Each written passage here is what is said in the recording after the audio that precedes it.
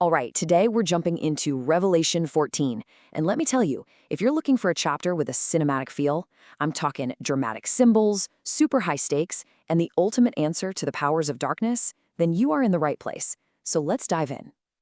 So if you remember where we left off in Revelation 13, it was a massive cliffhanger, right? This terrifying beast rises up, takes over the world, and starts persecuting God's people. It really leaves you hanging, asking, is this it? Is there any hope left?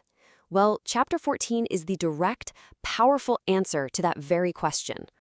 You see, this chapter isn't just a random collection of crazy visions thrown together. No, it's actually a very carefully structured answer to a couple of huge questions that anyone would have after reading about the beast's reign of terror. So, what are those questions? Well, here they are. First and foremost, did the beast, win? Is that it? Did he manage to crush all of God's people?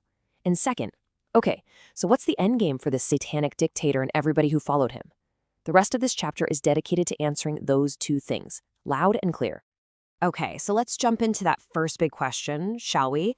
Was the beast totally and completely victorious? The chapter doesn't waste any time giving us the answer, opening with a scene that is just incredibly powerful. The answer is a big, fat, resounding no. Right out of the gate, the very first thing we see is a group, the 144,000, and they are standing victorious with the Lamb, with Jesus, on Mount Zion. They weren't defeated, they endured. This image just immediately and completely shatters the illusion that the beast has total power. And this is where it gets really cool. Remember the whole mark of the beast from the last chapter? Well, look at this contrast. It's a tale of two marks. The beast's crew gets his mark as a pledge of allegiance to him. But the Lamb's followers?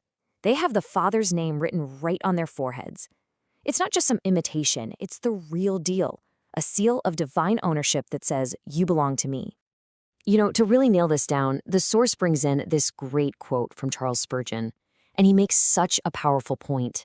It's not the name of a denomination or a movement or some famous pastor, it's just God's name.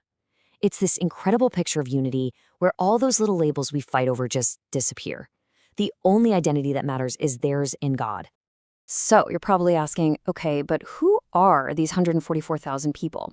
Well, the text gives us a few key descriptions. They're called virgins, which our source suggests is likely symbolic, pointing to their spiritual purity and total devotion. They're also described as these incredible followers who go with the Lamb wherever he leads, no questions asked.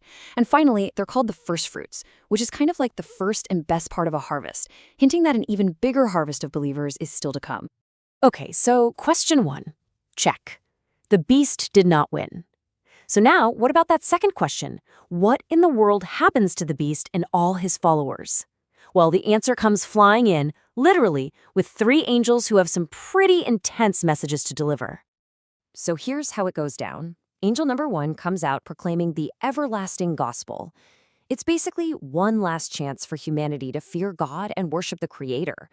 Then, angel number 2 shows up with a short, sharp announcement.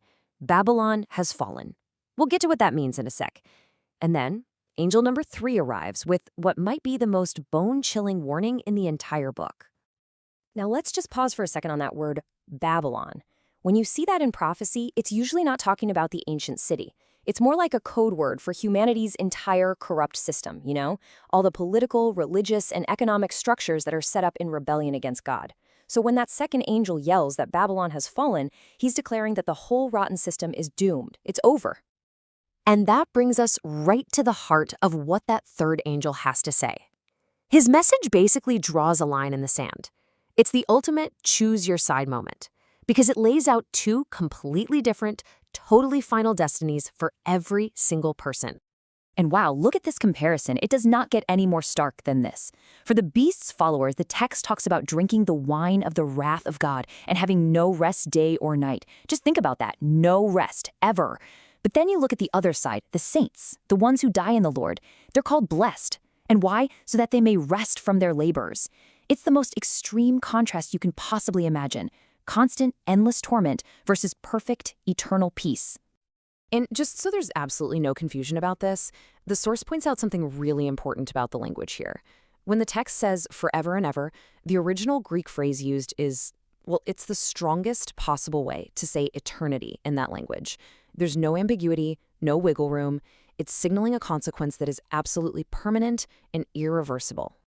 So after all these messages from the angels, the chapter shifts gears into its grand finale. We've heard the proclamations, and now we're going to see the judgment itself, pictured as a massive final harvest of the entire earth. This harvest happens in two stages. First, there's a grain harvest, which many people interpret as the gathering of the righteous to God. But then comes the second part, and it's way more graphic. It's a grape harvest, representing the wicked who are gathered up to be thrown into a great winepress. You know, this image of the winepress of the wrath of God, it's one of the most intense and vivid pictures of judgment in the entire Bible. Just think about it. Grapes being gathered and then trampled underfoot.